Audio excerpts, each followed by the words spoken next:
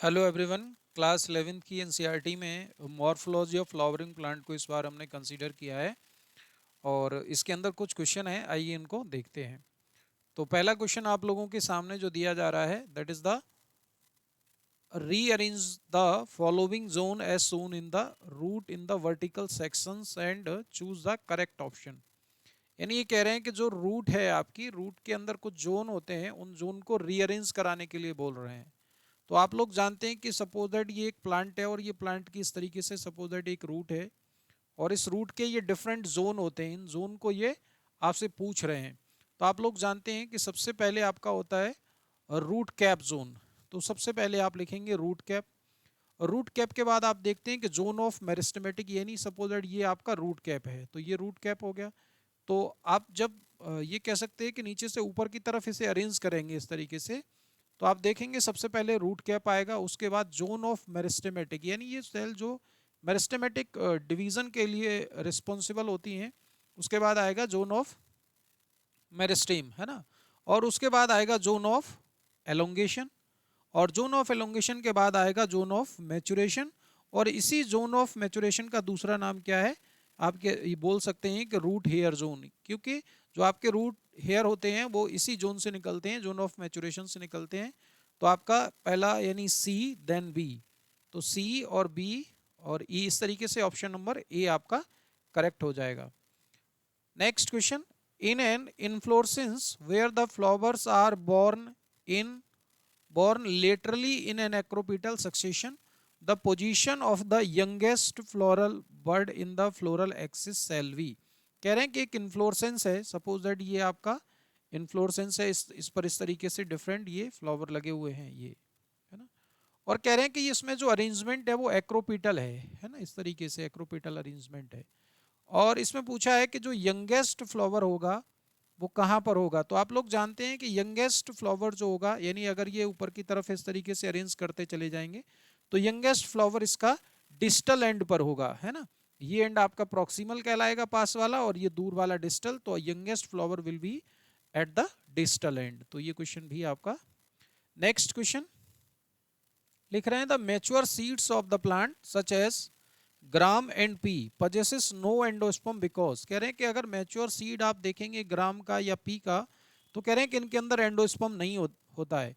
तो आप लोग जानते हैं कि ऐसे सीड्स को क्या कहा जाता है, नॉन एंडोस्पर्मिक सीड कहा जाता है। और ये जो एंडोस्पर्म्स होता है क्या है, endosperm get used up by the developing embryo during the seed development. क्योंकि जो एंडोस्पर्म है उसका कंजप्शन किया जा चुका होता है, या ये कह सकते हैं कि एंडोस्पर्म को कंज्यूम कर लिया जाता है by developing seed। Next question, root developed from part of the plant other than the radicals are called। तो कह रहे हैं कि अगर रूट का डेवलपमेंट रेडिकल के अलावा होता है, जैसे आप लोग जानते हैं कि ये आपका सीड है और सीड के इस दो जोन हमने डिवाइड किए, जैसे अपर जोन जिसे आप कहते हैं प्लूमूल, जिसे आपके स्टेम का फॉर्मेशन होता है, और ये जो लोअर पार्ट है जिसे आप बोलते हैं रेडिकल, इससे रूट का फॉर्मेशन होता है। लेकिन अगर कोई root other than the radicle बनती है तो ऐसी रूट को क्या कहा जाता है, एडवेंटिशियस रूट कहा जाता है। Now next question, venation is a term use to describe the pattern of arrangement. तो जो वेनेशन टर्म है ये किसके लिए यूज होता है, तो आप लोग जानते हैं वेन और वेनलेट इन द लेमिना, कि लीफ के लेमिना में, जैसे आप देखें कि ये आपके सामने एक लीफ है और इस लीफ में ये जो अरेंजमेंट है, ये अरेंजमेंट, इसी को आप बोलते हैं venation.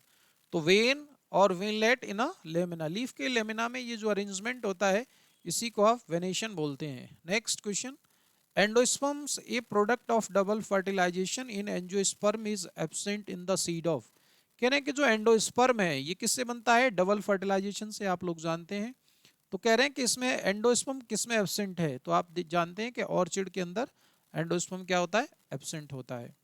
Next question, many pulses of daily use. कह रहे हैं कि जो पल्सेस हैं आपकी डेली यूज की, ये belongs to the family given below, यानी किस फैमिली को बिलोंग करती हैं, तो आप लोग जानते हैं जो पल्सेस हैं ये आपकी फेवेसी को बिलोंग करती हैं।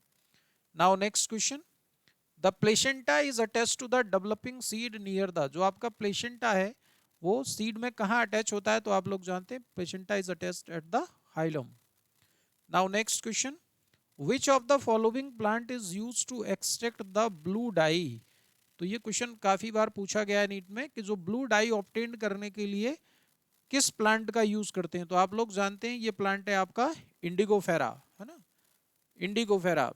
Now next question, match the following and choose the correct option. कह रहे हैं कि मैच द फॉलोइंग और करेक्ट आंसर आपको मिलाना है। तो जैसे इन्होंने लिखा है कि एल्यूरोन लेयर, तो आप लोग जानते हैं एल्यूरोन लेयर प्रोटीन की बनी होती है और it is related to the nutrition.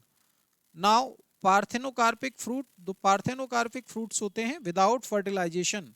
उसके बाद आपका ओव्यूल है, तो ओव्यूल कन्वर्ट होता है सीड में, और एंडोस्पर्म किससे बनता है आपका डबल फर्टिलाइजेशन से। तो आप देख सकते हैं कि ए का सेकेंड, तो ए का सेकेंड ठीक है, उसके बाद बी का 1, और सी का आपका हो गया 4th, और डी का हो गया 3rd। ओके, यानी आंसर नंबर बी हो जाएगा।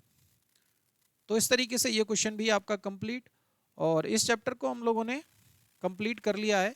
अगर किसी भी क्वेश्चन में आपका कोई भी डाउट है, आपकी कोई भी क्वेरी है, तो प्लीज़ कमेंट करके अपना डाउट और अपनी क्वेरी क्लियर कर लें। Thank you all of you.